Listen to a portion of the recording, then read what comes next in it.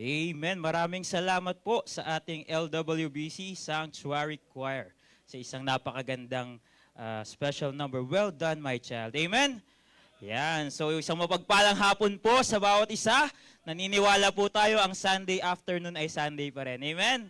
And alam po natin, Sunday is for the Lord. Kaya po patuloy nating purihin, patuloy nating sambahin ang Panginoon. Amen? Yan. So binabati po natin bawat isa na nandito na po sa ating bahay-sambahan. Ganon din naman po yung mga kasama po natin na nanonood through online streaming. No? Alam po natin, maraming nakasubaybay dito man sa ating bansa, maging sa iba't ibang panig ng mundo. Magandang hapon po sa bawat isa.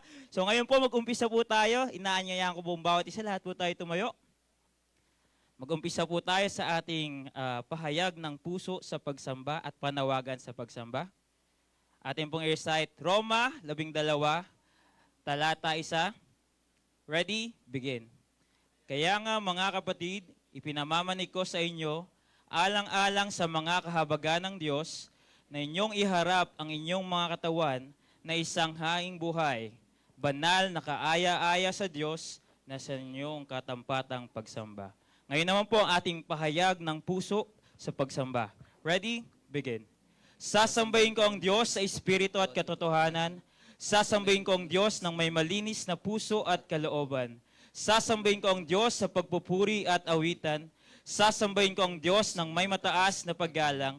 Sasambahin ko ang Diyos sa pagbibigay, siya'y aking pararangalan. Sasambahin ko ang Diyos at salita niya'y pakikinggan. Atin pong awitin, Search Me, O God.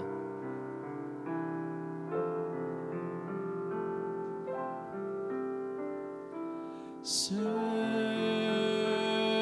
me, O God, and know my heart today. Try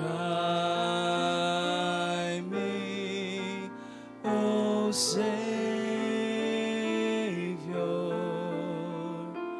Know my thoughts, I pray. See if there be some wicked way in me. Cleanse me from every sin and set me free. Cleanse me from every sin and set me free.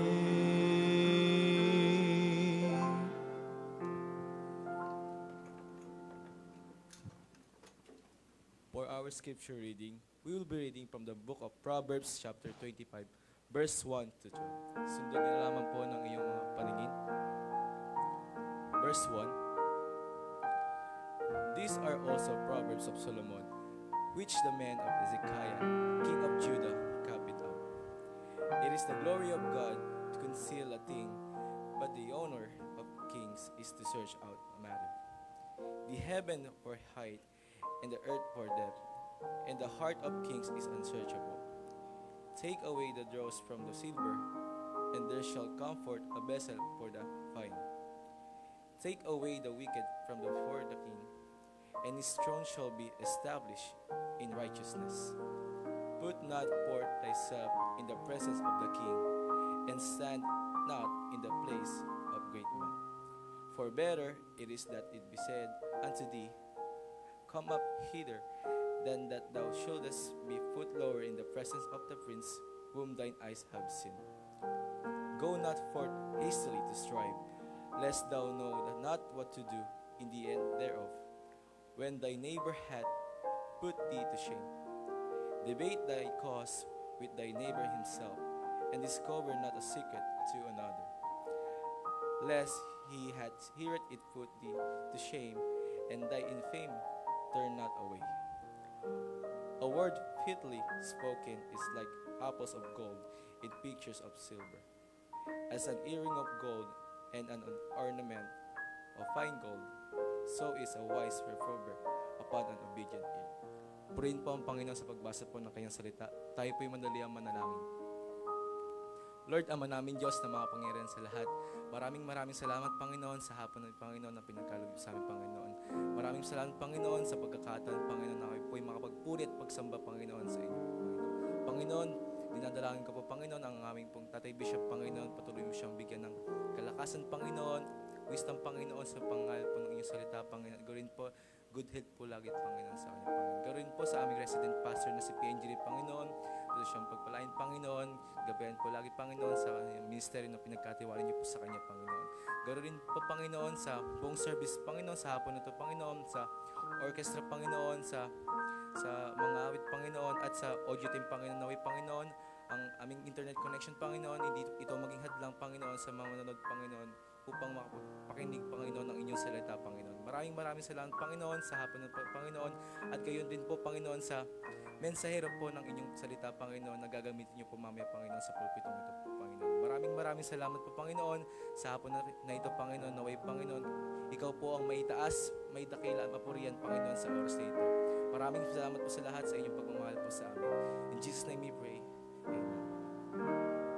Amen. Manatili po tayo nakatayo. Tayo po ay aawit para sa Panginoon. Handa na po ba ang lahat? Amen. Para po sa ating first song, awitin po natin, Trust and Obey. Amen. Ready? When we walk with the Lord in the light of His Word, what a glory He sheds on our way. While we do His good will, He abides with us still, and with all who will trust and obey.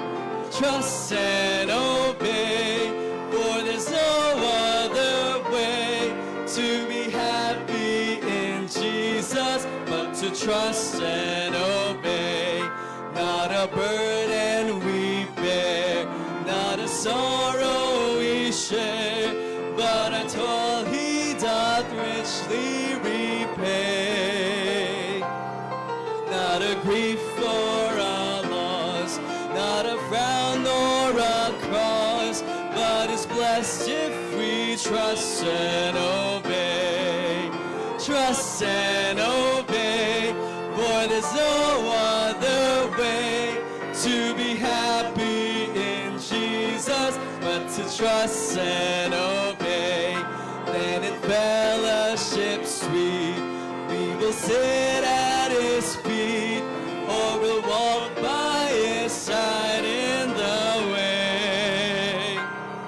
What He says we will do, since we will go, never fear, only trust and obey. Trust and obey, for there's no other way to be happy in Jesus but to trust and obey.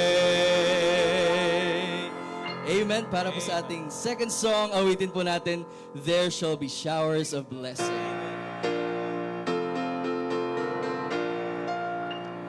There shall be showers of blessing. This is the promise of love.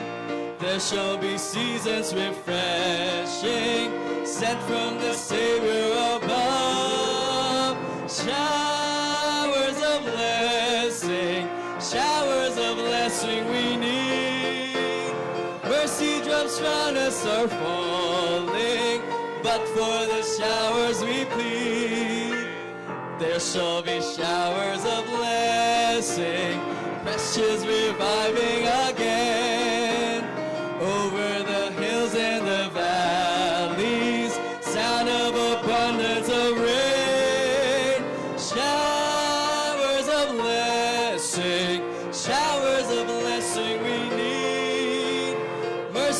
drops round us are falling, but for the showers we plead.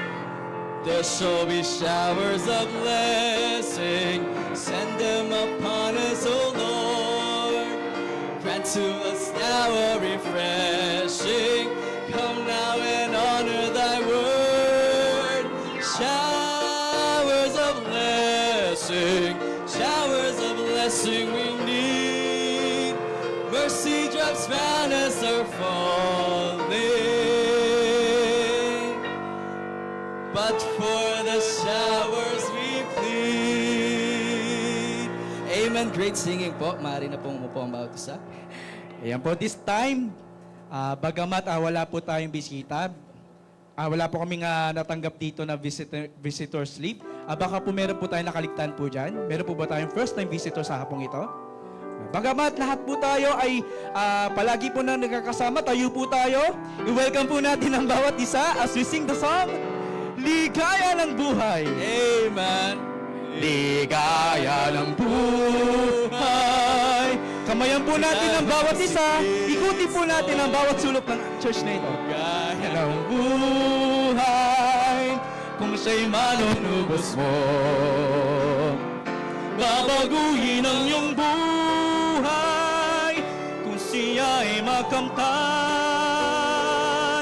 ang maging kay Kristo ay tunay na ligaya ng buhay. English version. What a happy life it will be if you know my Savior Jesus. What a happy life it will be if He is your Savior too. He will change your life completely if you just accept Him too.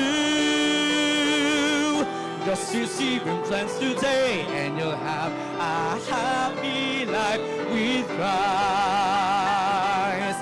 Ang maging kay Kristo ay tunay na ligaya ng buhay.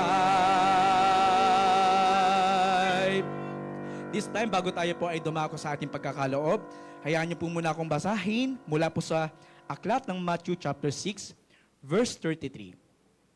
But seek ye first the kingdom of God and His righteousness, and all these things shall be added unto you. Purihin po ang pagbabasa ng salita ng Diyos. Tayo po ay panandali ang manalangin. Ama naming Diyos na nasa langit, dinadakila at pinapapurihan ka po namin, Lord. Salamat po sa pribilehiyong ito. Muli na kami ay makapagbigay po ng aming kaloob sa inyo. Lord, patawarin niyo po kami sa aming po mga nagawang kasalanan. Salamat po sa biyayat habag na aming po natatamo sa bawat araw po, Lord. Lord, salamat po sa provision po, Lord. Pakalinisin niyo po ang aming po mga puso upang aming handog ay maging tanggap-tanggap sa inyong kaharapan. Naway ang malilikom po sa hapong ito ay maging kagamit-gamit pa sa ministeryong aming ginagapan. Sa inyo po namin tinataas lahat na papuri, pasasalamat ito po ang aming tanging sa madalangin. Sa pangalan ni Jesus sa aming tagapagligtas. Amen. Awitin po natin, anything that costs me nothing, habang tayo po ay nagkakalaw. I cannot come before our righteous holy Lord, and offer to Him worldly things I do not need, and hope His bliss. For He wants me to give a heart that's truly His, an offering of highest price, a servant who the Lord can use. And I will not offer anything that costs me nothing.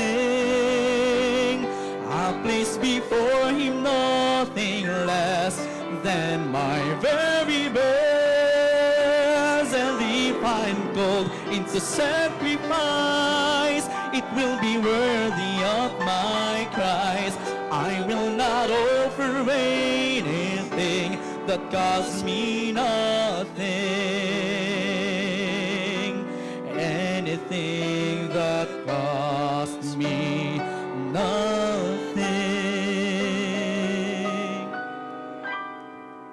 Amen. Sa pagkakataon pong ito, makakapakinig po tayo ng mga blessing report. Amen. So ngayon po, tawagin po natin ang magbibigay ng blessing report. Si Sister Lovely. Yan. Yung susunod po, no? Pwesto na po sa... Yan.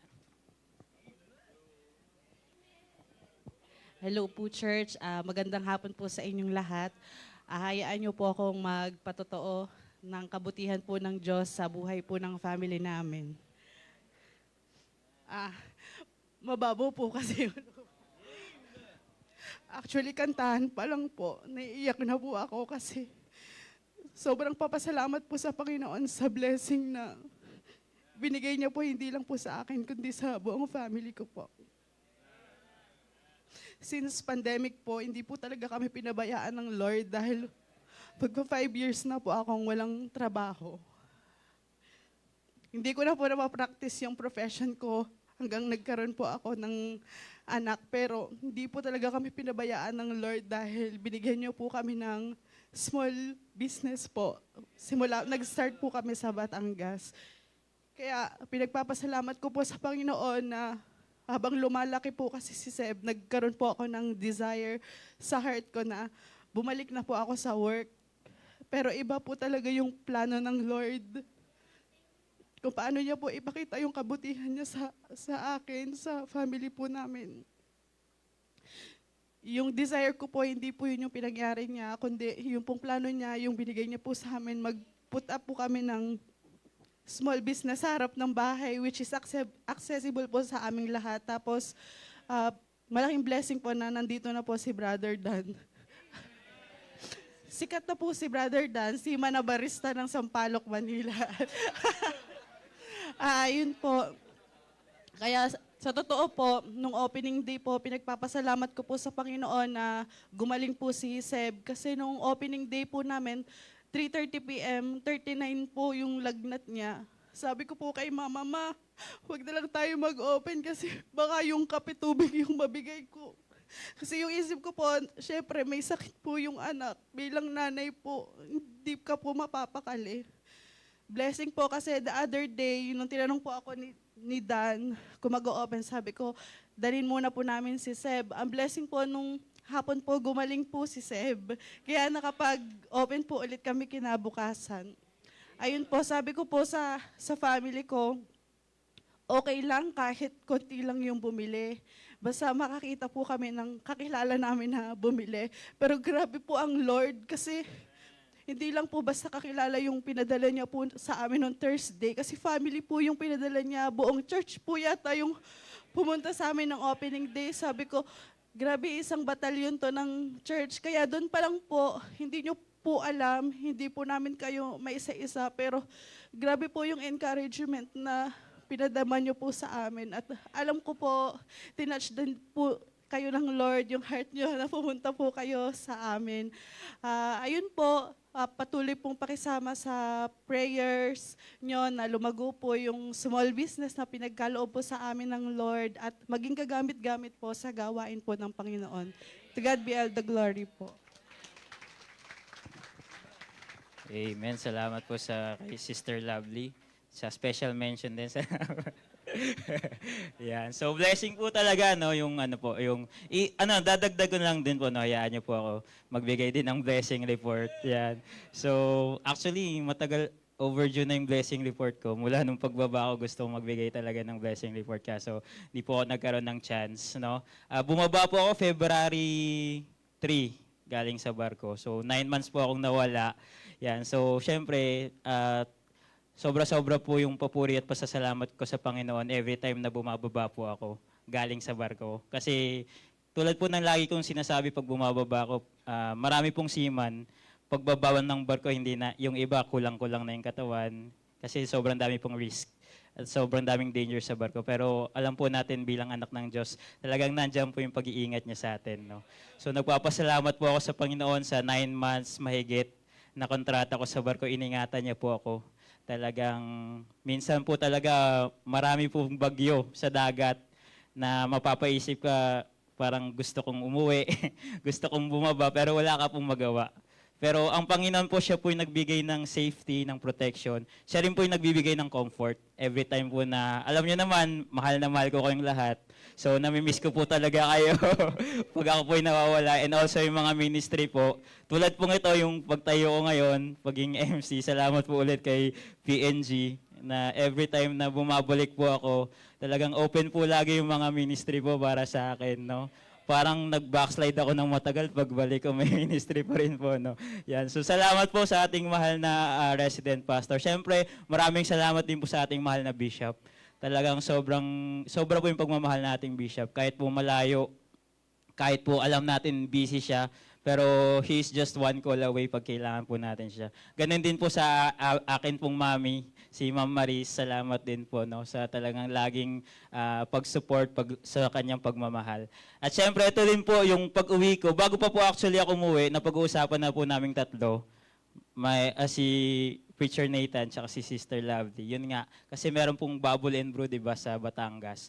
So what if i-put up po natin dito sa sa Poresa, sa Maganda Street, no? So, yun nga po, pagbaba ko, 1 buwan po na pagpaplano po yung ginawa namin. Hindi rin po biro. Tapos, syempre, hindi rin po biro yung gastusan. Marami pong ginastos para maging ganun ka-aesthetic, no? Kung nakita niyo yung mga pictures, para po maganda picturean, no? So, yun po, Panginoon po yung nag-provide. Panginoon po yung nagbigay ng wisdom. Ang utak po niyan talaga si Sister Lovely.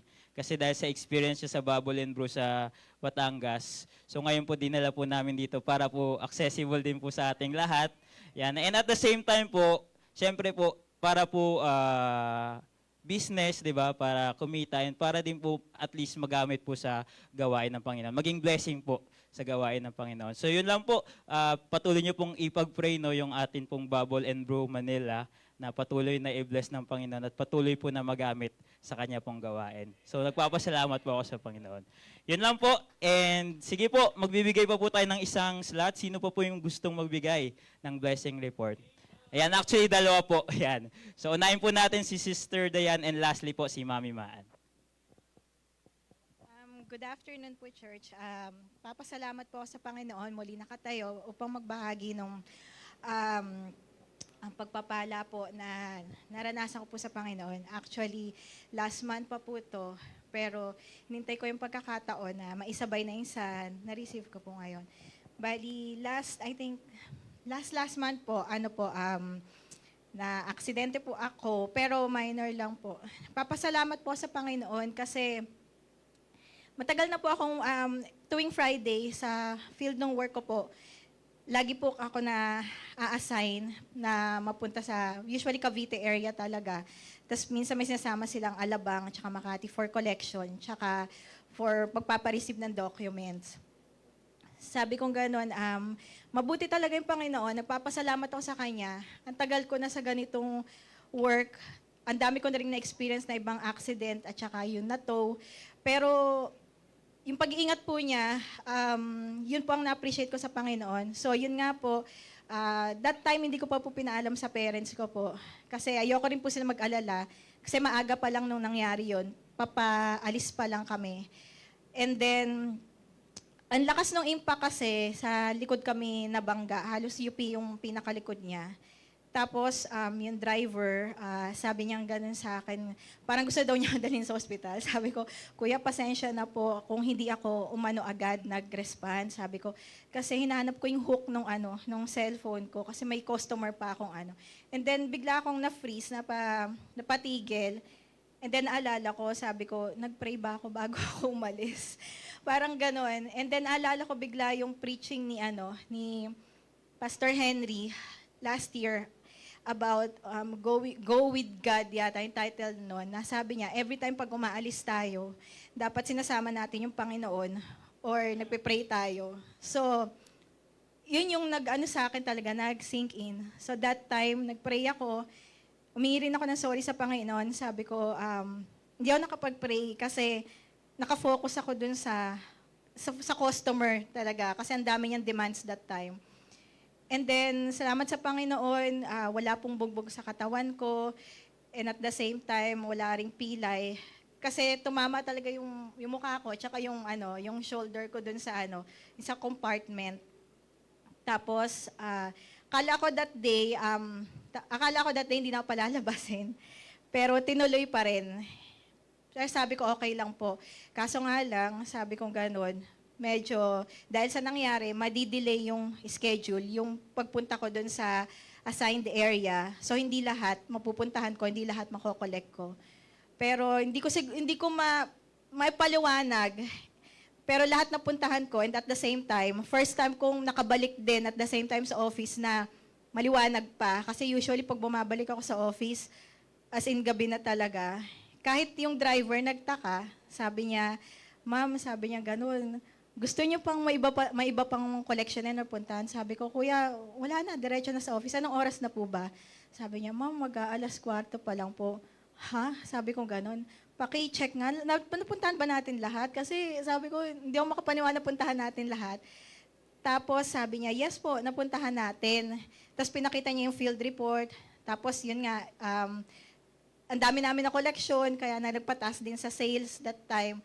And nung nakabalik ako sa office, nagulat din silang lahat. Tapos sabi nila gano'n, partida, na-aksidente pa yung babae nga. Tapos sabi ko gano'n, sabi ko, hindi, bayaya ng Panginoon kung bakit ko na napuntahan lahat.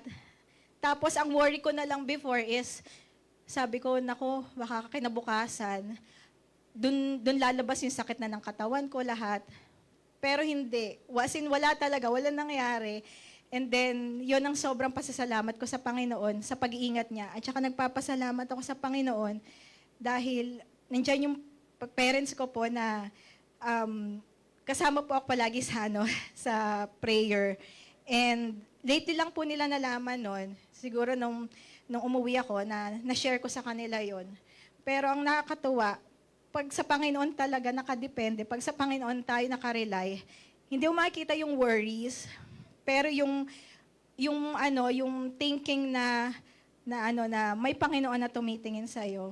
And then secondly, pinapasalamat ko po sa Panginoon na finally nakasama ko rin po yung isang katrabaho ko po sa church, na invite ko po siya. Sa totoo lang po, give up ko na po siya before kasi ng pandemic, kasama ko po talaga sila. 6 kami, 5 ko silang dinadala sa church. Pero hanggang umpisa lang, dumating po ako sa time na hanggang sa napagod na ako ipag-pray sila, give up ko na sila kasi parang nagiging laughing stock lang. At saka parang hindi ako naging kagamit-gamit. Yun yung thinking ko before. Pero nung time na nagkaroon ng ang tagal ng lifespan niya talaga. Nung nagkaroon ng event sa office, and after nung event na nagkasama-sama kaming 6, nung nag-excuse ako noon, sabi ko, wait lang sabi ko, may kukunin lang ako. Sumunod pala siya sa akin. Akala ko kung ano sasabihin niya.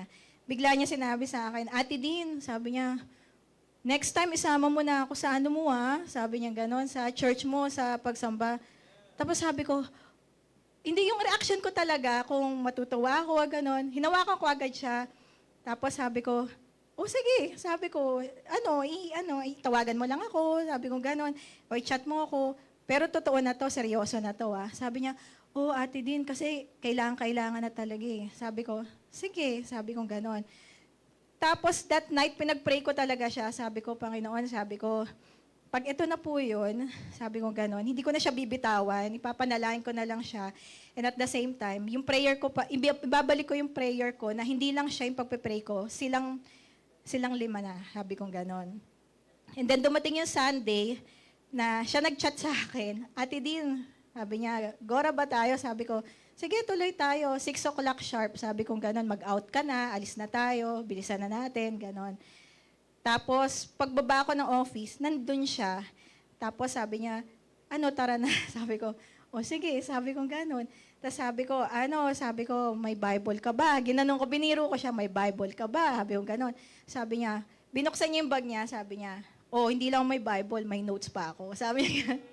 So parang, overwhelmed pa ako. And at the same time, nung time na kausap ko siya, back behind my mind talaga, na, Lord, thank you. Thank you po, Lord. Ito na po ito, Lord, please po, ganon. Tapos hanggang sa nakarating kami sa church, and then, ayun nga, nung katabi ko siya, sabi niya ganon, Ate, na-miss ko pala nung first time mo kami dinala. Tapos sabi ko, diba? And then, right after nung prayer meeting, tinanong ko siya kung kumusta yung kasi ang preaching ni Bishop noon, love your enemy. Tapos nung kumain lang muna kami saglit, and then tinanong ko siya, kumusta yung preaching? Sabi ko ganon. Sabi niya, ate, hindi ko maintindihan pero nung pinakinggan daw niya yung preaching, sabi niya, hindi daw siya makailag. Parang gusto niya sabihin, tama na po. Sabi ko, parehas lang tayo. Pag nangusap talaga, hindi ka talaga iilag. Sabi kong ganon. And then that time, doon ko na-realize na, uhaw talaga siya sa word ng Panginoon. Kasi ang dami niyang tanong. And then sabi niya, timely daw yung mga verses. Kasi yun daw yung binasa niya before daw siya pumasok sa office that time, na hindi niya maintindihan, pero naging clear sa kanya. And then, sabi ko, baka kasi nangungusap na talaga. Sabi kong ganon. Huwag mo nang pigilan talaga. Sabi kong ganon. Kasi, ganyan din ako before, nauhaw din ako. So, kailangan ko talaga ng word of God. Sabi kong ganon. And then, we pray. Then, after we pray, bago ako umuwi, sabi niya ganon sa akin, ate, Wednesday ulit Sabi ko, wag Wednesday, Sunday syempre. Sabi niya, kasi umuwi ako ng Laguna. Sabi niya ganon. Pero sabi niya, pag hindi uwi ng Laguna, pupunta talaga ako. Sabi niya, kasi naintindihan, sabi niya, karoon ng klaro daw sa kanya yung mga although binabasa niya daw yung Bible, pero hindi daw niya maintindihan. Pero that day, nagkaroon ng klaro sa kanya. So, nung pag-uwi ko po, habang naglalakad ako, papasalamat ako sa Panginoon kasi sabi ko, Lord, baka ito na po talaga. Sabi ko ganun, baka it's time na po na mag-double work na po ako na ayun po, yung mag-encourage, then ibalik ko po ulit yung sa mga kaopisina ko, sa mga kilala ko na mag-invite at saka i-share yung gospel. And this time, sabi ko ganun, hindi ko na po sila susukuan kung pupunta sila or hindi. Hindi dapat maputol yung prayer ko sa kanila. Kaya, sobrang pasasalamat ko sa Panginoon kasi alam ko sa buhay po natin, it's always a battle. And the thing that I learned from God is, yung alam niyo po na kahit marami tayong may times na nakakalimot o sumasablay, may ginagamit siyang tao, sitwasyon or bagay para iparamdam sa'yo para iparamdam sa atin na yung mercy niya andon, hindi siya nakakalimot. Kaya po kanina naiyak ako kanina yung sa preaching ni PNG. Thank you po, PNG, kasi nag-flashback sa akin kanina yung almost 1 week kasi ang daming deadlines talaga. Every morning, I always pray to God na, Lord, hindi ko na po kaya kasi sabay-sabay sila. Pagdating sa workload ko, yung tipong, alam mo, nagtatrabaho ka na maayos, tapos biglang may sisingit, biglang may papagawa na out of work mo na, hindi ko po talaga kaya pag sa lakas ko lang. Pero at the end of the day, magugulat na lang ako. Natapos ko siya lahat, updated. Tapos, hindi lang siya updated, kundi ang aga ko pang natapos. And then, pagdating ko sa bahay, to cut the chase, ang sarap mapagod na kung alam mo, yung lakas mo, hindi lakas mo, yung ang naramdaman mo lakas, yung lakas ng Panginoon na ipinanalangin mo siya nung umaga para magawa mo yung isang bagay. Yun talaga yung nararamdaman ko na, Panginoon, hindi ko alam kung paano ko natapos to. Hindi ko po alam kung paano ko na-deal yung customer na maayos, na hindi uminit yung ulo ko sa kanila or hindi sila nainis sa akin. Sa inyo talaga sa inyo nanggagaling lahat, yung lakas at saka yung wisdom na ipinanalangin ko ng umaga. Ang sarap mapagod na alam mo na yung Panginoon, hindi ka niya binitawan sa mga bagay na naakalain mo hindi mo kaya, pero nakayanan mo kasi yung lakas niya yung nagamit natin. Kaya ayun po, papurit pasasalamat po sa Panginoon. Thank you po.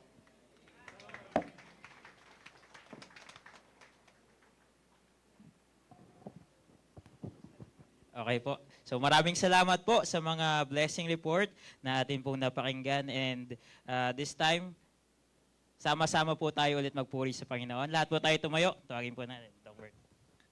Tayo po'y umawit uli.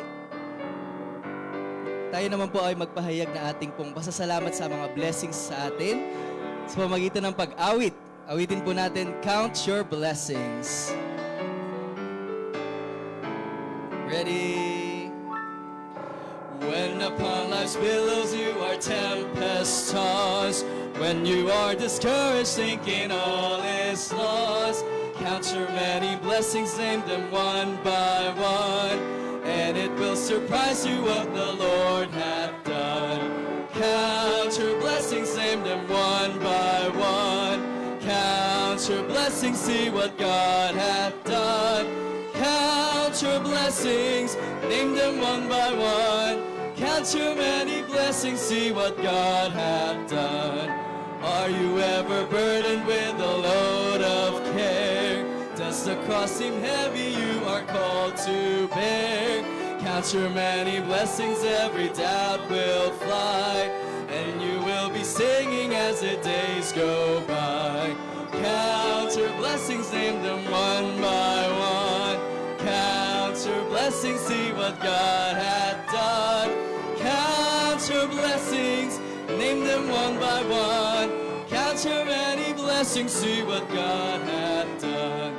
When you look at others with their lands and gold, think that Christ has promised you his wealth untold. Count your many blessings money cannot buy, your reward in heaven or your home on high. Count your blessings, name them one by one. Count your blessings, see what God hath done. Count your blessings, name them one by one. Count your many blessings, see what God hath done. And para po sa ating last song, awitin po natin, Make Me a Blessing.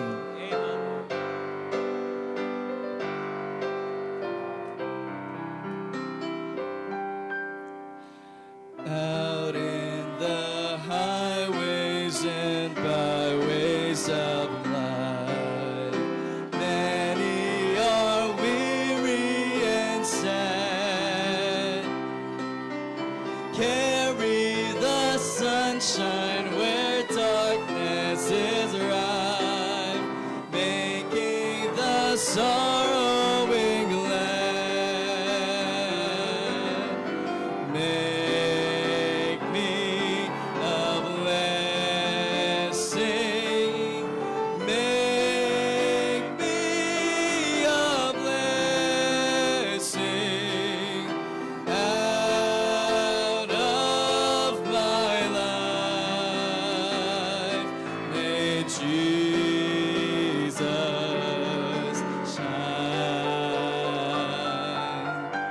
Make me a blessing, oh Savior, I pray. Make me a blessing to someone. Ladies, tell. Amen.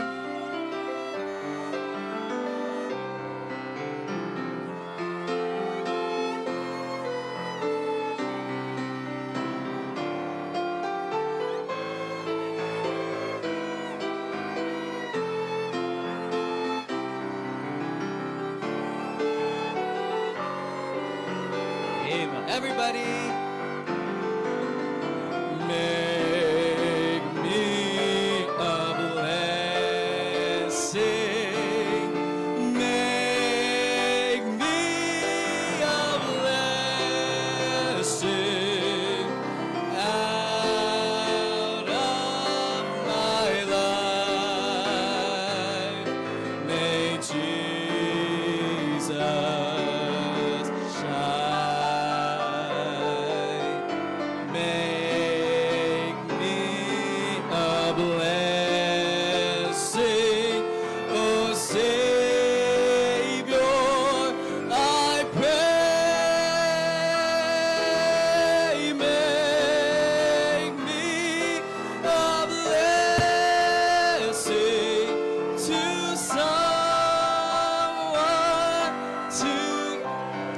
gentlemen. Give as was given to you in your need. Love as the Master loved you. Be to the helpless a helper indeed. Unto your mission be true. Everybody. Make me a blessing. Make me a blessing out of my life. May Jesus shine.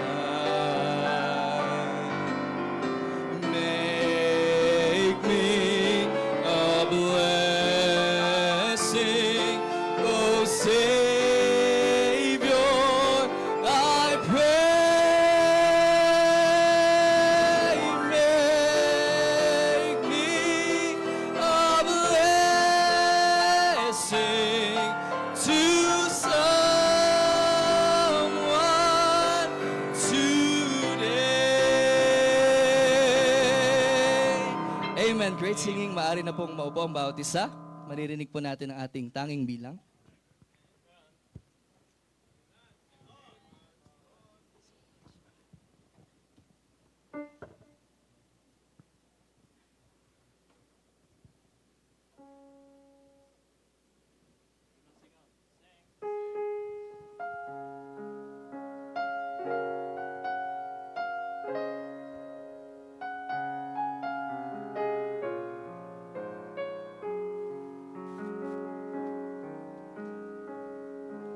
O kay gulo at kay lungkot ng buhay, punong-puno ng hirap at luha,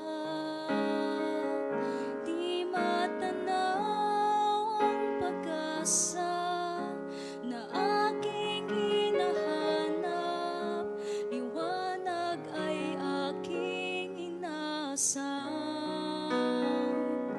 Di ko alam kung saan ang aking tungo, walang tiyak na layo ang buhay. Hinahanap ang ligaya, subalit di makita. Hanggang kailan kaya magdurusa? Ang nais ko'y ikaw sa aking buhay. Ikaw ang tangi kong ligaya, tanging pag-asa. Pag-ibig mo'y wagas, dakila ka't tapat.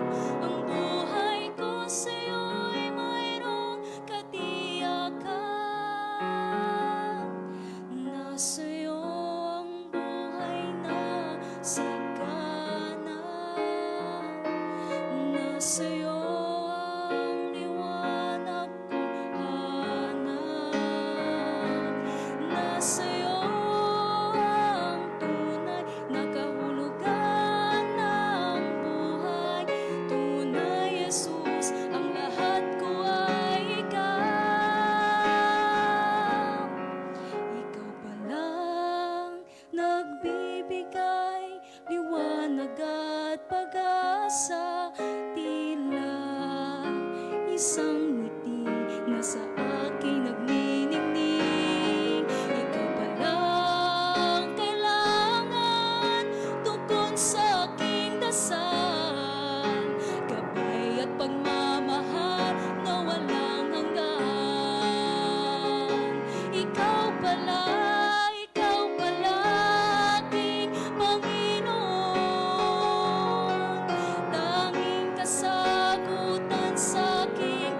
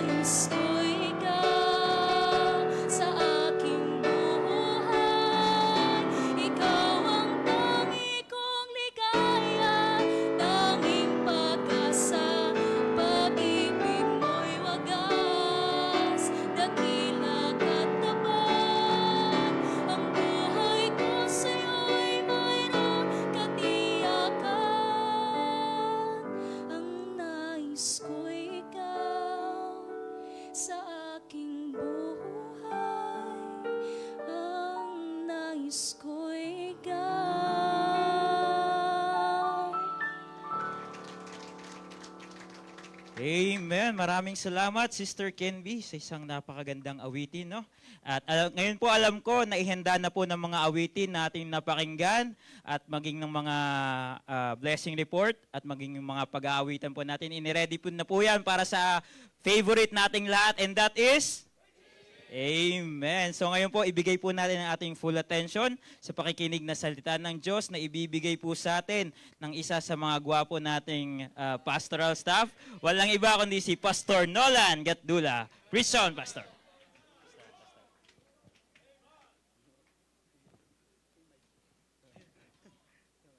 Hello po, ayan, magandang. Wala lang daw. Salamat. Salamat po sa mas gwapo pong nagpakilala sa akin na si Brother Dan. Salamat po. Magandang hapon po sa bawat isa. Ayan, gising pa po ba kayo? Ang ganda po nung awitin, no? Hindi ko matandaan ko nung title nung una. Ano po bang title nun? Si Jesus ang lahat. Tapos, ikaw pala. Tapos ikaw pala, Panginoon. Ang ganda yung galing po na nag-rendition. Katulad nung kaninang umaga po, ang ganda nung kumanta, ang ganda rin nung kanta. So, ganoon din po yung nasasabi ko ngayong hapon. Ang ganda nung kanta at ang ganda rin nung kumanta. No? Na-bless po ba kayo sa ating mga awitan? And I hope po na handang-handa na po tayo sa pag-aaral po ng salita ng Diyos. At ayan po, nagpapasalamat po tayo sa ating mahal na bishop sa muling pag-train niya po sa amin, mga young preachers. Young pa rin naman po ako. Hindi ko lang po may tatago yung aking age kasi nakalagay na po ata doon na 33rd. So, bata pa rin naman po yan. So, sa office po namin, nag-invite ako. Sabi ko, sige, manlilibre ako. Total, birthday ko naman. Nung in-invite ko sabi ko, bro, kain tayo, libre ko. Ang sagot mo niya sa akin, okay lang ba kahit wala ka na sa kalendaryo? So, sabi ko, i-invite ko pa ba to? Parang ayoko na i-invite. Pero yun po, nagpapasalamat po tayo sa grace and mercy po ng Panginoon na nakaabot po tayo sa 33 years, sa ilang 3 dekada at 3 taon. Yan, sa amin po ng aking kapatid. Bata pa rin naman po kami. Katunayan po yan, pag tinanong nyo po yung iba, pag pinapatanong ko yung age ko, kung ilang taon na ako, ang sinasabi po nila, 24, 25. Oo. Pag binigyan mo 500, bumababa yung age. Nagiging 22, 21, kada 500, nagiging, masyado na po yun. Siguro mga 28 po, no? Siguro, mga 28 years old. Nineclare na yun, no? Opo, 33 years old, yan po. At yan po ay dahil po sa habag at awa po ng Panginoon sa aming dalawa ni kapatid. At sa tiyan pa lang po, nagbubuno na po kaming dalawa. Sino mauuna po sa aming... Kaya nung pandemic, binenta ko na lang po yung birthright ko sa kanya para siya na po yung panganay. So, yan. Shout out po sa lahat po ng mga... Sabi po nila, shout out ko daw po sila dun sa mga gatekeepers po natin. Gising-gising lang daw po. Ang paalala po nila, huwag daw po kayong matulog kasi hindi daw po nila bubuksan yung pinto kapag nakita daw po nilang tulog daw po kayo. So, nililista po dyan, sila Deacon Ansel, naglilista po sila kung sino daw po ang natulog. So, pag natulog ka, ayan, baka di ka makalabas mamaya. So, make sure po nagising po kayo sa preaching. Amen? Amen? Ayan, sige po, tayo po tumayong lahat. At ang ating pong pag-aaralan po sa hapon po na ito, by the way po, pag-pray po natin ating mahal na bishop, nasa engagements pa rin po siya ngayon at nagpapasalamat po tayo na tayo po ay nakapagsalita muli. At buksan po natin ang ating mga Bible sa Isaiah chapter 1, Isaiah chapter 1 verses 4 and 5. Isaiah chapter 1 verses 4 and 5. Kanina po ang ating pinag-aralan, mercy. Di ba? The mercy of God. The past teachings ni PNG, nauna po yung grace, then love, and then mercy. We believe that God is good, amen? We believe that God is love, amen? We believe that God is gracious, amen? We believe that God is merciful, amen? But we also believe that God is righteous and just. So yan naman po yung pag-aaral natin ngayong hapon po na ito. Sabi po ito sa verse 4 and 5. A sinful nation Umpisa pa lang, ang pangit ng simula. Sinful nation, a people laden with iniquity, a seed of evildoers, children that are corrupters. They have forsaken the Lord. They have provoked the Holy One of Israel unto anger. They are gone away backward. Why should ye be stricken anymore? Ye will revolt more and more. The whole head is sick and the whole heart faint. Ang title po ng ating pag-aaral ngayong hapon ito, Why Turn Your Back on the Lord? Why turn your back on the Lord? Tayo po yung manalangin. Ama naming Diyos na pinakamakapangyarihan sa lahat, salamat po Panginoon sa hapon na ito. Pagpalain niyo po kami Panginoon sa pag-aaral po ng inyong salita. Help us to reflect on your word and guide us Panginoon with your Holy Spirit. Thank you Lord for this blessing Panginoon. Kayo po ang makita ng mga tao, Panginoon, itago niyo po ako sa inyong likuran. Salamat, Panginoon. In Jesus' name we pray. Amen. Maaari na po kayong makaupo. Sabi po sa verse 4 and 5, sinful nation, a people laden with iniquity, a seed of evildoers, children that are corrupters. They have forsaken the Lord. They have provoked the Holy One of Israel unto anger. They are gone away backward. Why should ye be stricken anymore? Ye will revolt more and more, the whole head is sick, and the whole heart faint. Alam niyo po, usong-uso po ngayon yung mga kote, di ba? Yung mga sampahan ng kaso. Kaya yung pag-aaralan po natin ngayon, ito po, according to the scholars, ito daw po yung isa sa mga sinasabi nilang ang matinding paglilitis. No? Pag binasa niyo po yung chapter 1 po na yan, wala po kayong makikita dyan, kundi talagang, kung mararamdaman niyo po yung nararamdaman ng Panginoon, galit po eh. Diyan pa lang po sa binasa po natin, nakita niyo po na galit po ang ating Panginoon. Specifically, doon po sa mga tao ng Judah. Kasi ito po yung pinaka-context po niyan. Si Prophet Isaiah, siya po yung ipinadalang propeta para sabihan po yung mga taga-Judah na kapag kayo ay hindi sumunod sa Diyos, kayo ay paparusahan. Kaya if we will study these verses, makikita po natin the court trial. No? Verses 1 and 2, sabi po dyan, the vision of Isaiah, the son of Amos, which is saw concerning Judah and Jerusalem in the days of Uzziah, Jotham, Ahaz, and Hezekiah, kings of Judah. Diyan pa lang po, nakita po natin kung gaano po katagal nag-minister po itong si Prophet Isaiah. Imagine nyo, 4 kings. At sa 4 kings, hindi naman po yan namuno ng mga ilang dekada lang, matagal po talaga. Kaya mahaba po itong ministry po ni Isaiah. And in verse 2, sabi po niya, Hear, O heavens, and give ear, O earth, for the Lord hath spoken, I have nourished and brought up children, and they have rebelled against me. This is what I'm telling you. This is the court trial. Sinasabi niya, Hear, O heavens. Sabi niya, O earth. Pinapakita niya sa heavens and earth. Ito na, meron akong mga anak, pero yung mga anak ko nagrebelde sa akin. God puts His people on trial because of their sins. Pangalawa po, the charges and testimonies. Diyan naman po mababasa sa verses 3 to 15. Mahaba po yan. Summarize lang po natin. But ito po yung sinasabi nung chapter, that God laid down the charges for their sins. They were rebellious, full of iniquity, at yung sinabi po sa verse 4, have gone away backward. God called the defendants to trial, comparing them to rulers of Sodom and Gomorrah. Pag binasa niyo po yan sa verse 15, yung tawag na ng Panginoon doon sa mga taga-Judah, kayong mga taga-Sodoma, kayong mga taga-Gomorrah, alam naman po natin kung anong nangyari sa mga tao doon. They were destroyed by the Lord because of their sins. At ang nangyari po dito, sa chapter po na ito, ikinompare po yung mga taga-Judah dun sa mga citizens o yung mga nakatira dun sa Sodom and Gomorrah. Ganon po katindi yung galit po ng Panginoon sa kanila. So we can see the court trial, the charges and testimonies, and also the conviction of the transgressors. Ano po yung naging end ng mga transgressors? Sabi po ng verses 16 to 31, because of their sins, the people were found guilty.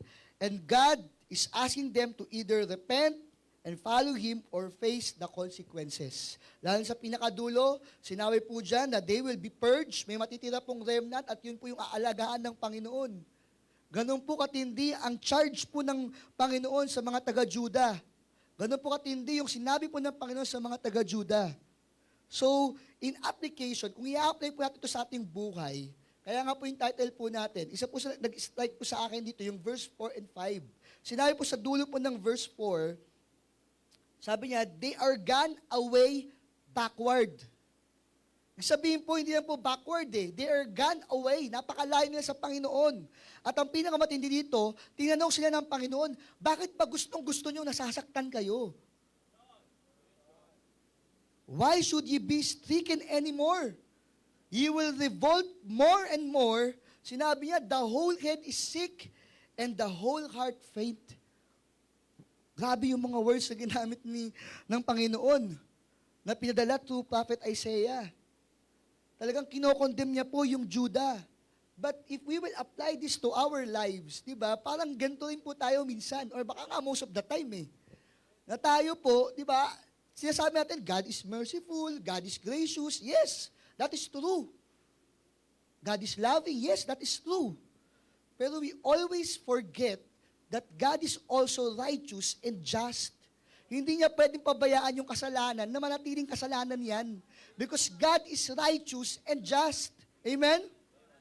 If we believe that, ito yung message na dapat natin pakinggan. Why turn your back on the Lord?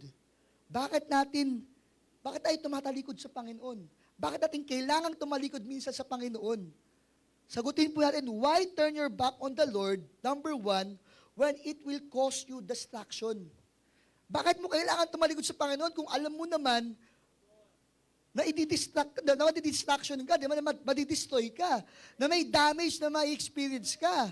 Di ba? Bakit mo kailangan tumalikod sa Panginoon? Sabi po sa verse 5, why should you be stricken anymore? Bakit mo gustong masaktan? Bakit gusto mong mapalo ng Panginoon? 2 Chronicles chapter 28 verses 5 to 18 records the invasion of Syria, the northern kingdom of Israel, Edom, and Philistia during the reign of King Ahaz. Grabe po yung nangyari po dito. Kung babasahin nyo na lang po yan, sa bahay, basahin nyo po yan, kung paano po dinestroy. Di ba? Kung paano po dinestroy yung kingdom ni King Ahaz. Because of his sins. They are bound to destruction because of his sin.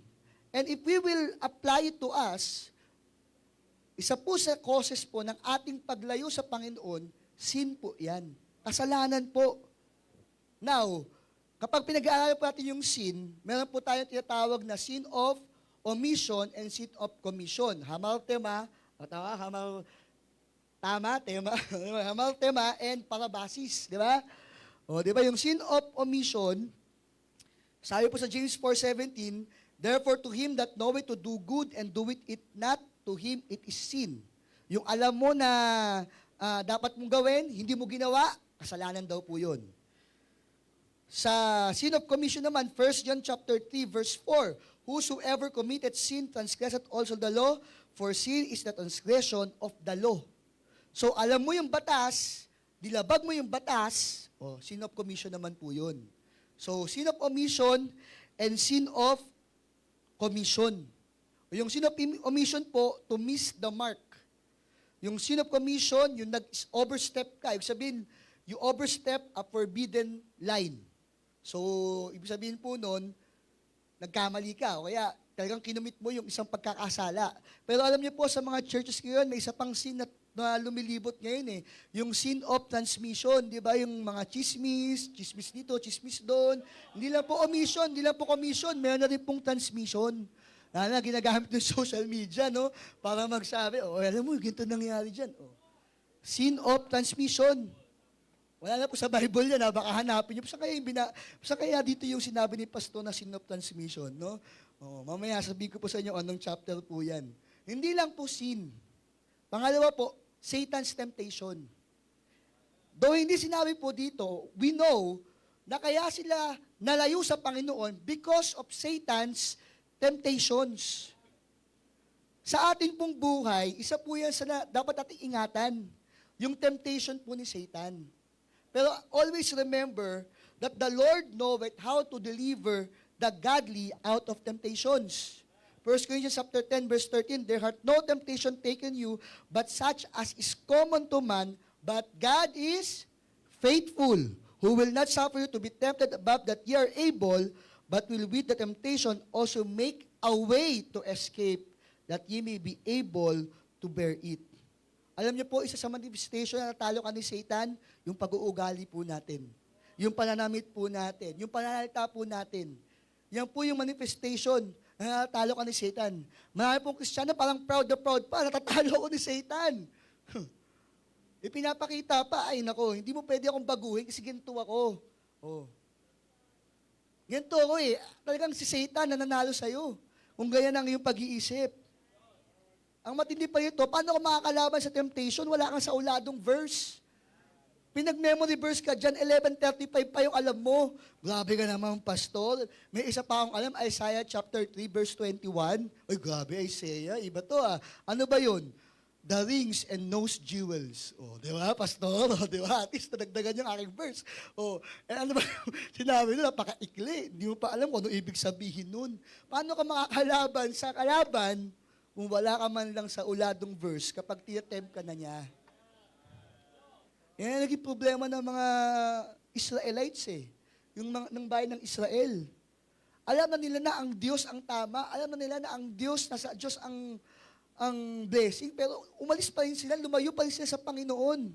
It's because of their sins, because of Satan's temptation, and also because of their situation.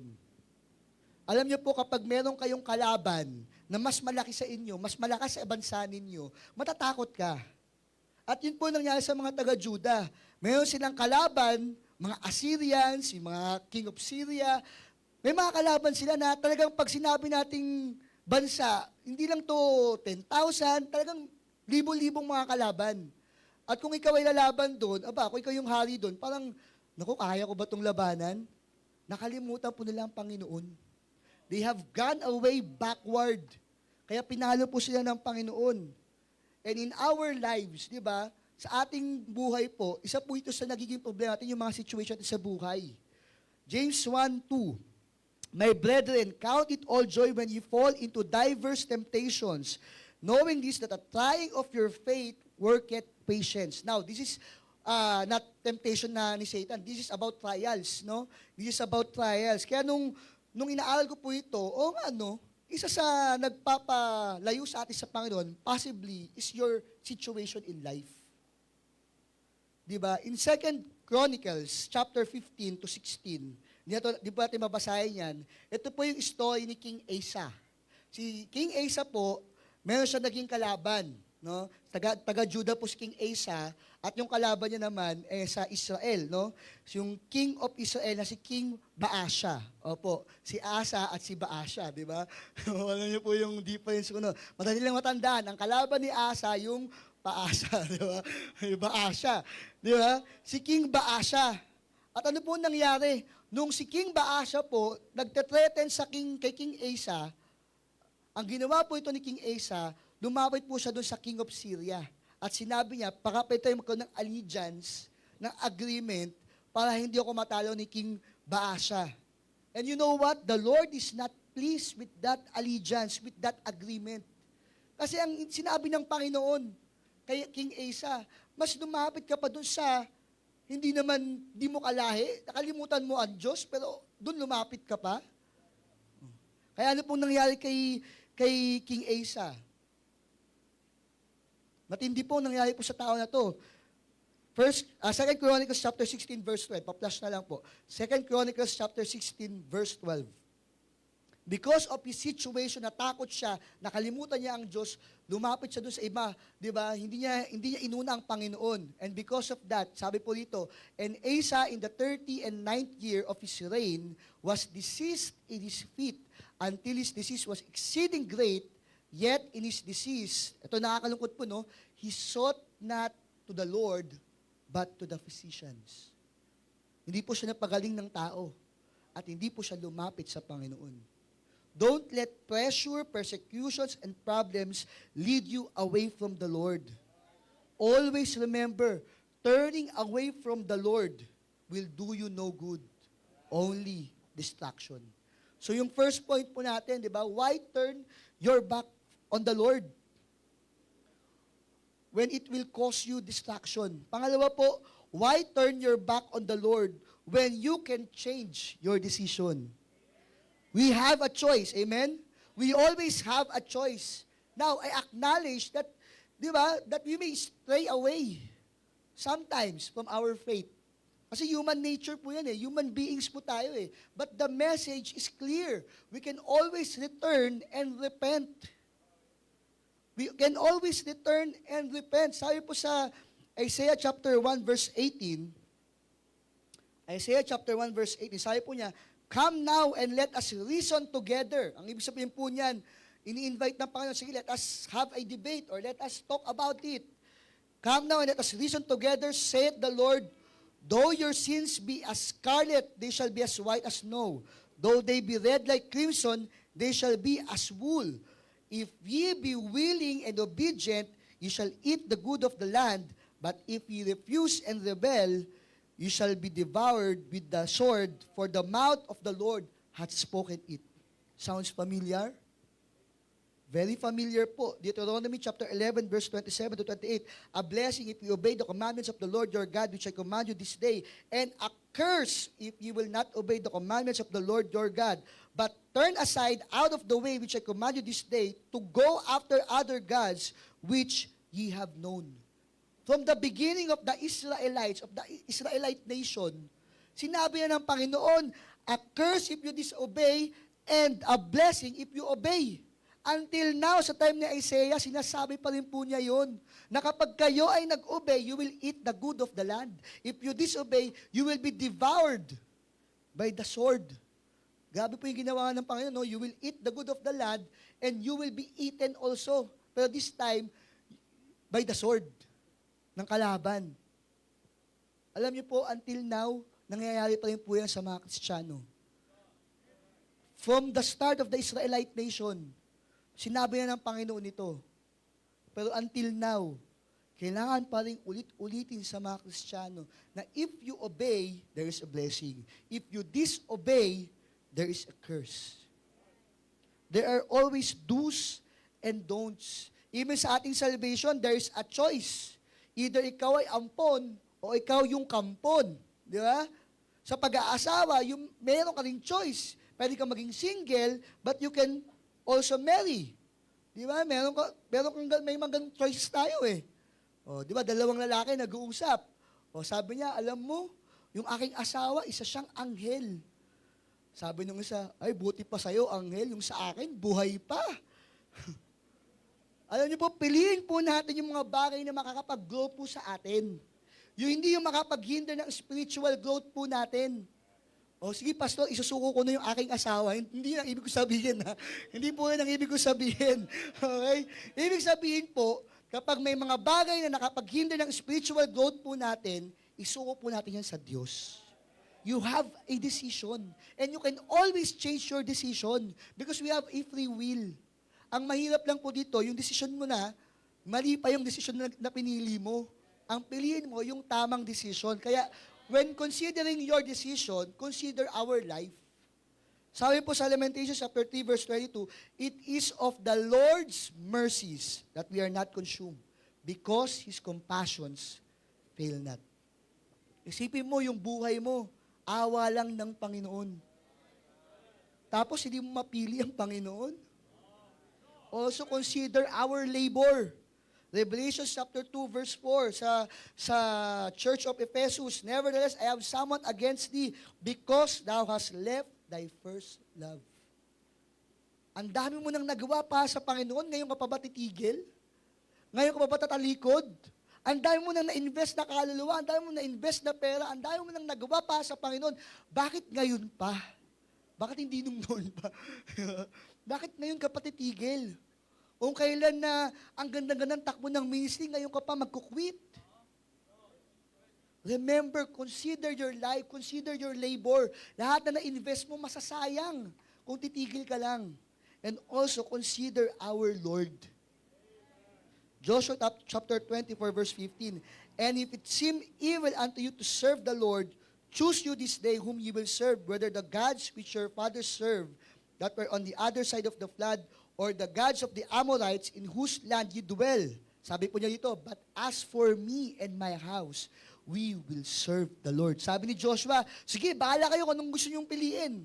Kung gusto niyong piliin yung mga gods ng Amorites o yung gods ng mga Egyptians, bahala kayo. But as for me and my house, we will serve the Lord.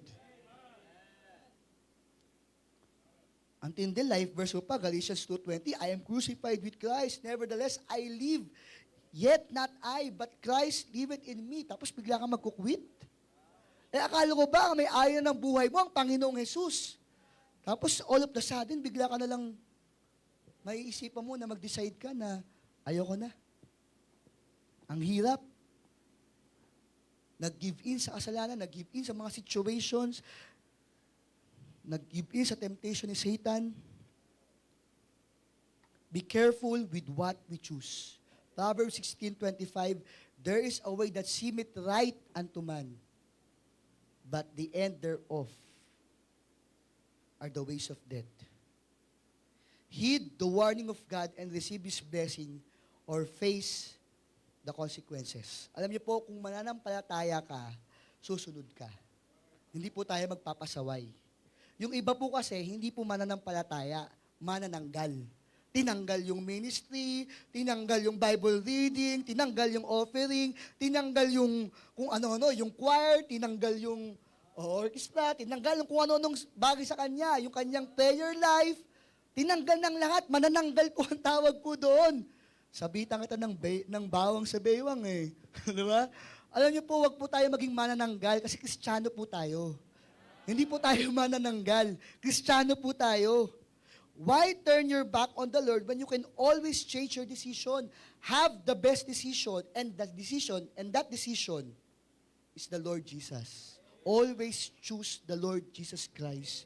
That is the best decision na gagawin mo sa buhay mo.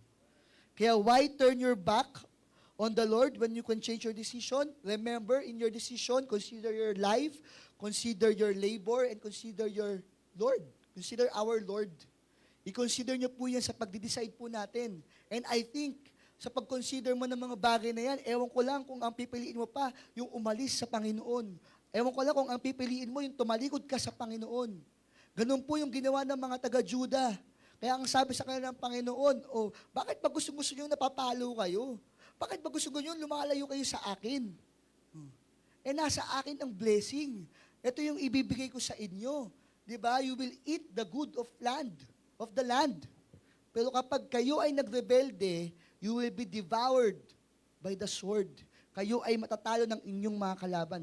Have the best decision in life, and that is the Lord Jesus Christ. Always choose Jesus. Amen? Always choose Jesus. Ising ba po ba kayo? Sige, last na po, para matapos po tayo agad, no? Why turn your back on the Lord? Una po, when it will cause you distraction. Why turn your back on the Lord when you can change your decision? And why turn your back on the Lord when there is a clear direction? Napakaliwanag po ng direction ng Panginoon. In Isaiah chapter 36 and 37, it recounts the Assyrian invasion during the reign of King Hezekiah. At ano pong ginawa ni King Hezekiah? Nung nalaman niya na may mag-i-invade po sa kanila na Assyrian, mga taga-Assyria, siya po ay nanalangin sa Panginoon. Lumapit po siya sa Panginoon. And you know what? This army, this pagan army, they were destroyed by the Lord. Yun po yung kaibahan ni Hezekiah kay King Asa. Si King Asa po kasi umasa dahil may kalaban siyang Baasha. Di ba? So kaya itong si King Hezekiah, ang maganda po dito, lumapit siya sa Panginoon. Yun po yung dapat nating gawin.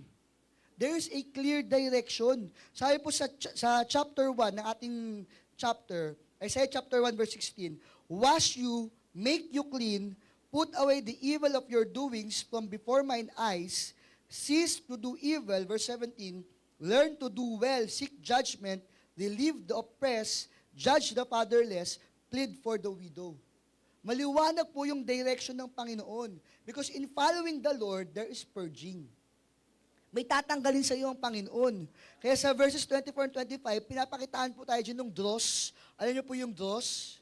Di ba? Yung sa, kapag kayo po ay nagba-blacksmith, ano bang tawag nun? Papanday. Di ba? Nakita niyo po lagi niyang pinupukpok yung metal, di ba? As ilalagay sa tubig. Kasi ang purpose po nun, hindi lang po para ma-straighten yung kanyang ginagawa.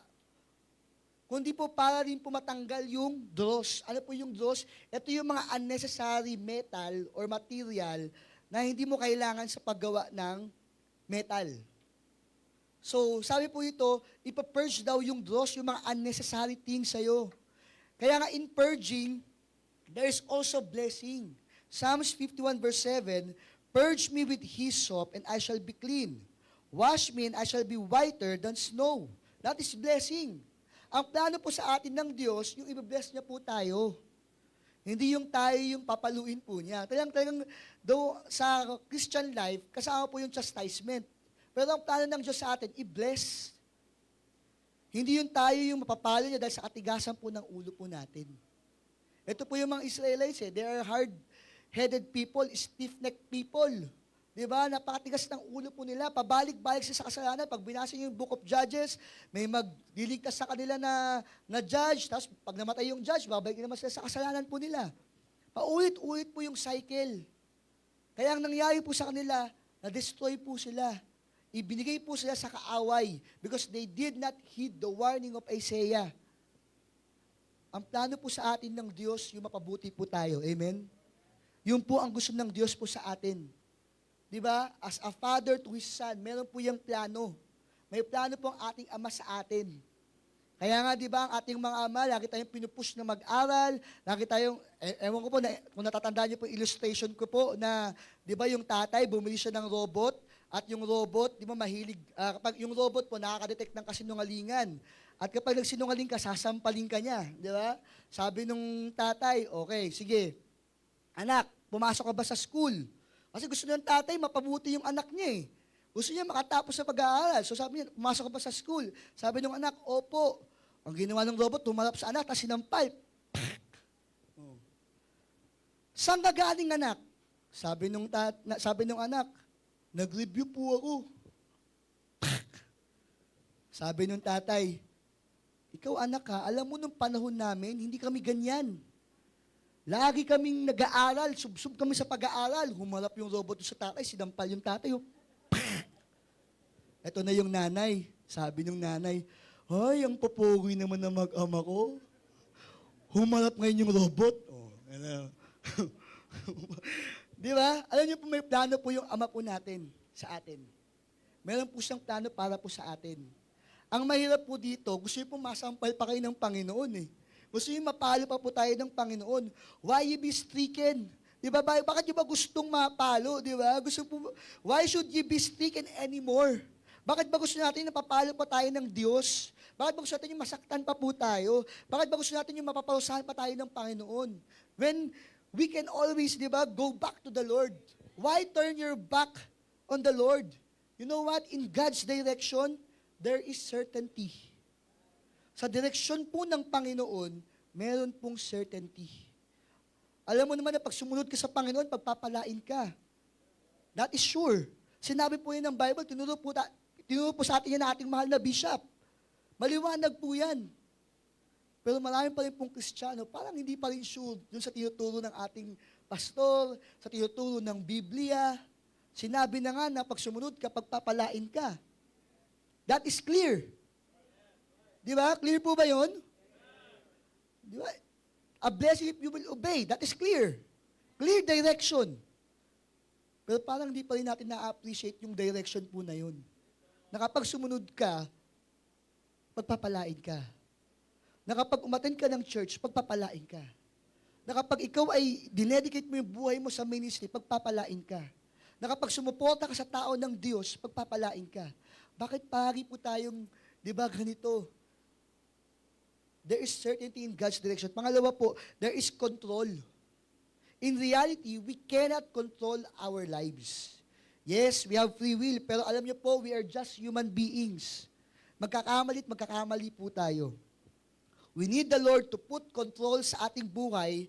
I am talking about our check and balance. And our check and balance is the Word of God. Yun po ang importante, salita po ng Diyos. Yan po ang ating control sa ating buhay. Alam niyo po, ako po ay accountant, CPA po ako. At isa po sa pinag-aaralan po namin, yung controls sa company. Hindi pwedeng walang control sa company. Ano po yung sabihin po niyan? Kunyari po, di ba, sa cash, meron pong control dyan. Sino ang custodian, sino ang dapat pipirma, sino ang magdi-deposit. Hindi pwedeng isang tao po yan. Kasi pag isang tao lang po yan, walang control. Pwedeng gawin ng tao na yan ang lahat ng gusto niyang gawin. So may nagde-deposit, may nagre-record, may nagtatago ng cash on hand. Ganun po yung controls. Tayo po, tao lang po tayo. Lagi po tayo nagkakamali. If we will not put the control sa kamay ng ating Panginoon, magkakamali po tayo. Kailangan po natin ng salita ng Diyos para maintindihan po natin kung ano po yung control na ibinibigay po sa atin ng Panginoon. There is certainty in God's direction, there is control, and there is connection. May connection po. 'Di ba? Sabi ni Pastor Norman kanina, 'di ba? Isa worship, anong kailangan po? Preparation. 'Di ba? Kailangan po yung preaching. At ang kailangan din po natin, hindi lang po preparation, hindi lang po preaching, pati po yung fellowship, 'di ba? Fellowship. Kailangan din po natin 'yan. Pastor, hindi naman po letter P 'yun. Kahit na, kailangan mo pa rin ng fellowship. Amen? At ang unahin mong fellowship, yung fellowship mo sa Panginoon. Kailangan natin ng fellowship. Importante po yan. Sa early church po, nagpe-fellowship po sila eh. Hindi pwedeng alone ka sa ministry. Nagbabasa naman po ako ng Bible, nagpe-personal evangelism naman po ako. Hindi pwedeng ganun. Sumama ka sa ibang mga kapwa mo Kristiyano, makipag-fellowship ka. Kasi kapag wala kang kasama sa ministry, malamang magkukwit ka talaga niyan. Kasi pang feeling mo, para mag-isa lang naman ako, lang nakaka-appreciate sa akin. Kapag meron kang kasama, pag nag-evangelize, di ba, dalawa kayo, mas masaya yun eh. Yung may kausap ka, hindi yung, tinanggihan niya ako, ayoko na. Kapag may kasama ka, okay lang, kahit tinanggihan ka, tinanggihan din naman ako. Di ba? Dalawa tayong tinanggihan, kaya walang problema doon. Ay importante po yung meron kang kasama, importante po yung fellowship. Yes, importante po yung preparation natin sa worship, importante po ang preaching, pinaka-importante po yan. Pero after the preaching, what's next? Makipag-fellowship ka. Kaya nga, ako na-appreciate ko po ang church po natin. Naging culture po ng church natin, yung nag-i-stay na po dito sa church, kumakain together, tapos after yan, makikipagkwentuhan ka pa. Kasi yun po yung pinaka-break time po natin eh. Yun po yung pinakamaganda, yung nakikipag-fellowship ka sa kapwa mo Kristiyano. Kaya i-assess mo yung sarili mo ngayon.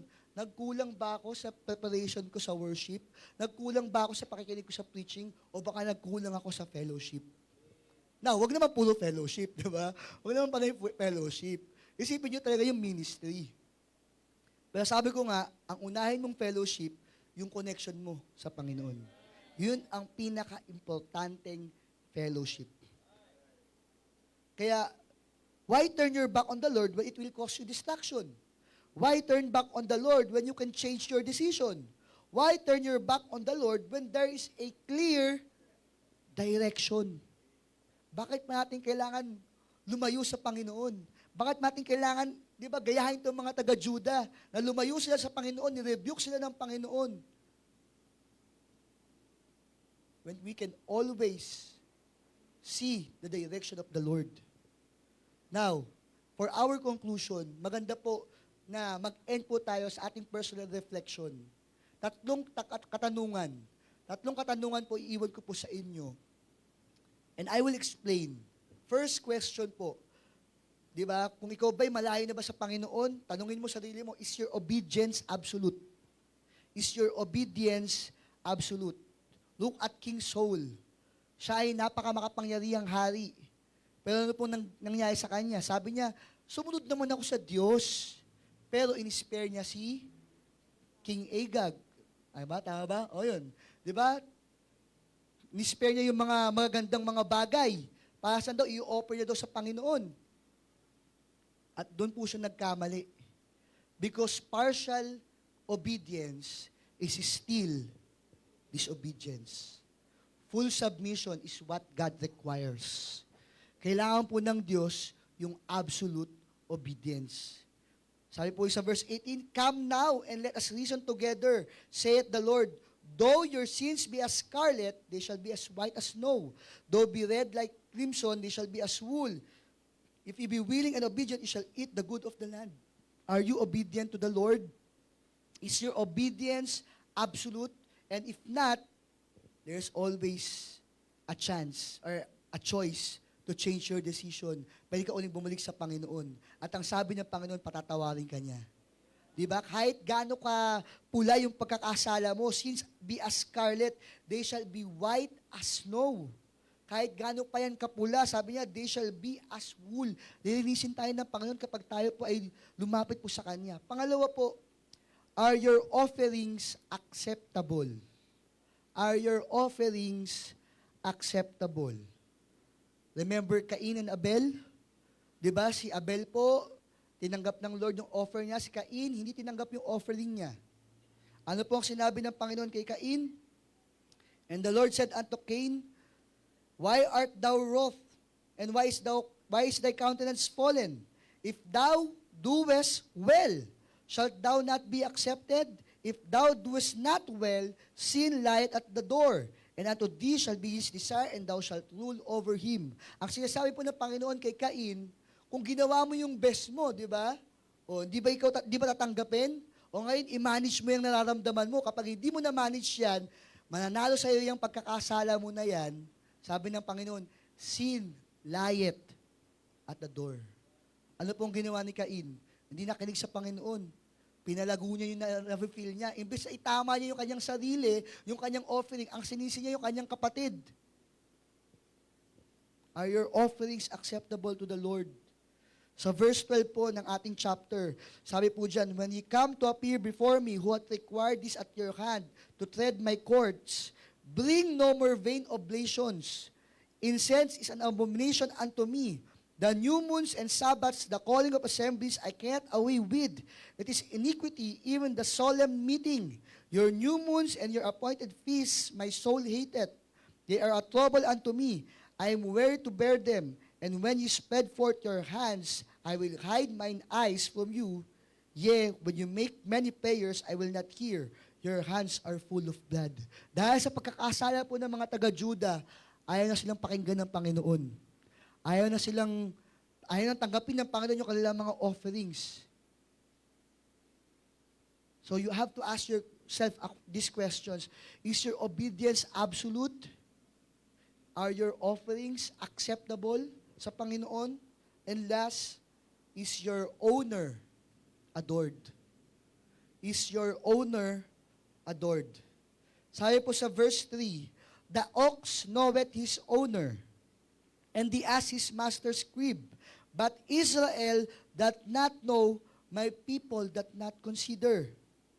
Kaya sinabi po niya sa verse 15, di ba? Hindi niya napapakinggan yung mga prayers. Ito po yung nangyari sa time ni Malakay. Sa Malakay chapter 1 verse 6. Sa Malakay chapter 1 verse 6, sinabi po dyan, diba? "A son honoreth his father, and a servant his master. If then I be a father, where is mine honor? And if I be a master, where is my fear, saith the Lord of hosts unto you? O priest that despise my name, and ye say, Wherein have we despised thy name? Ye offer polluted bread upon mine altar. You say, Wherein have we polluted thee? In that you say, The table of the Lord is contemptible." Ito po yung magandang verse po. "And if you offer the blind for sacrifice, is it not evil? And if you offer the lame and sick, is it not evil? Offer it now unto thy governor. Will he be pleased with thee, or accept thy person? Saith the Lord of hosts."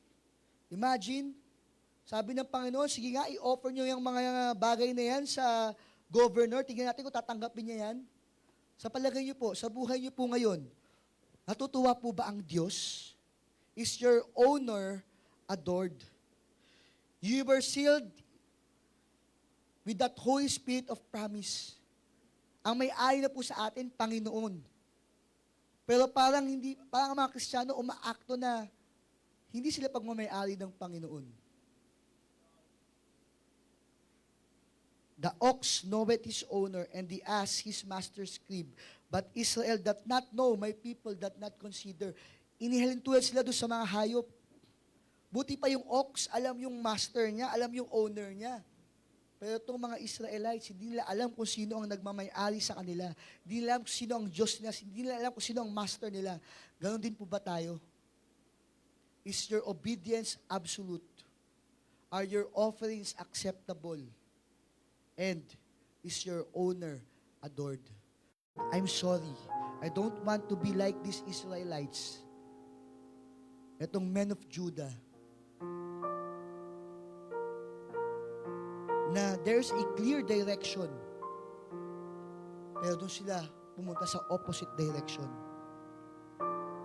Why turn your back on the Lord when it will cause you distraction? Bakit? Why turn your back on the Lord when you can always change your decision and choose the best decision? Why turn your back on the Lord when there is a clear direction? Huwag mong hintayin sabihin sa'yo ng Panginoon, bakit ba gusto mong paluin kita? Ba't gusto mong mapalo kita ng mapalo? Mapalusahan kita ng mapalusahan. Huwag niyo pong hintayin yun. Ang maganda po, lahat ng nakaka-distract po sa atin, sa ating spiritual growth, sa ating ministries, lahat na naghihinder sa atin upang magkaroon tayo ng magandang connection sa ating Panginoon, isuko po natin yan lahat ngayong araw pong ito. Pray. Pray. Pastor Norman, please.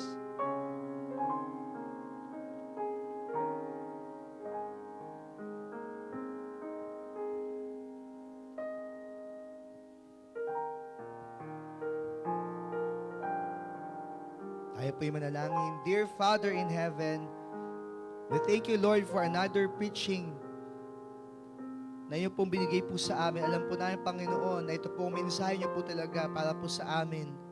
Upang kami kausapin, Panginoon. Upang maiwasan, Panginoon, ang pagtalikod.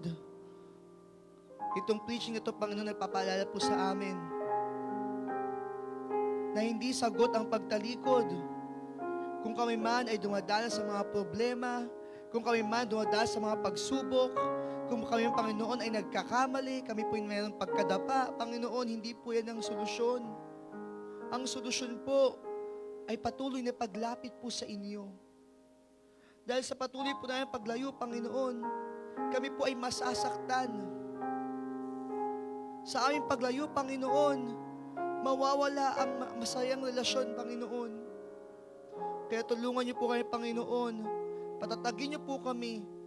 Dumaan man kami sa pagsubok, dumaan man kami sa tukso, dumaan man kami sa mga problema, magkamali man kami, Panginoon. Sana, Panginoon, ang aming pong nanaisin ay manumbalik palagi po sa inyo. Panginoon, tulungan niyo po kami na wag po kami maging backslidden believers. Wag po kami maging carnal Christians. Bagkus, Panginoon, hindi man kami perfecto. Panginoon, gawin niyo po kaming faithful na mga mananampalataya. Indeed, Lord, we need more of your grace.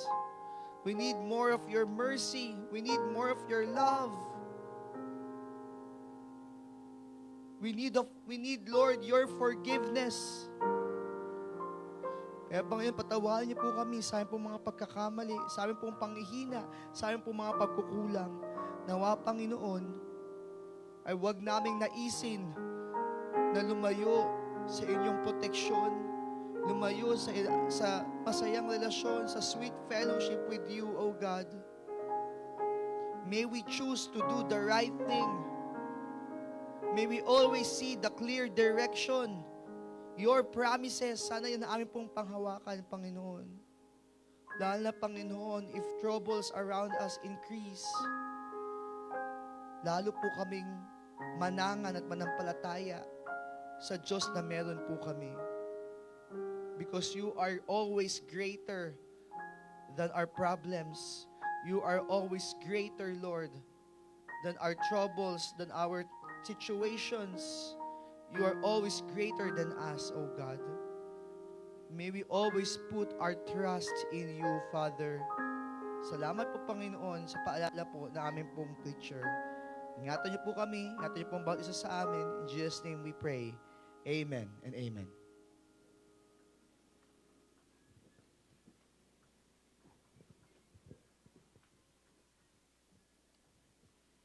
Amen. Maraming salamat sa ating Pastor Nolan Gatdula sa isang mapagpala at sa isang challenging na mensahe. Napagpala po ba tayo?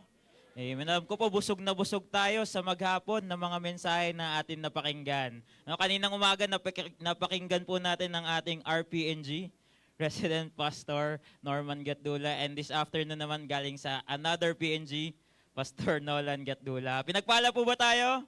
Amen. Purihin ng Panginoon. At ngayon po para sa ilang announcement, after po natin ng prayer ay magstay na po agad yung ating mga choir members, no? Meron po tayong choir practice. Yan. So ngayon po inaanya ko po bawat isa, lahat po tayo tumayo. Tayo po ay manalangin para sa ating closing prayer. Let's pray. Panginoon naming dakila at makapangyarihan sa lahat, pinupuri at pinasasalamatan ka namin, Panginoon, sa maghapon, Panginoon, na aming serbisyo, Panginoon, nawa po sa lahat po ng aming ginawa, kayo po ang nabigyan ng papuri at ng pasasalamat, Panginoon. Maraming salamat, Panginoon, sa mga mensahe po na aming napakinggan mula sa aming resident Pastor Norman Gatdula and Pastor Nolan Gatdula. Kayo pong patuloy na mag-bless sa kanila, patuloy na gumamit sa kanila sa inyong gawain. Maging, Panginoon, patuloy namin dinudulog sa inyong aming mahal na Bishop, sa kanya pong mga ministeryo na patuloy na ginagampanan. Kayo pong patuloy na magbigay sa kanya ng kalakasan at katalinuhan, Panginoon. At ngayon, Panginoon, sa amin pong paghiwa-hiwalay, kayo po, Panginoon, ang mag-guide sa amin, mag-protect, hanggang kami po ay makauwi sa aming mga tahanan. Panginoon, binabalik namin lahat ng papuri, lahat ng pasasalamat. Ito po ang aming samot dalangin sa matamis na pangalan ni Jesus. Amen. God bless us all.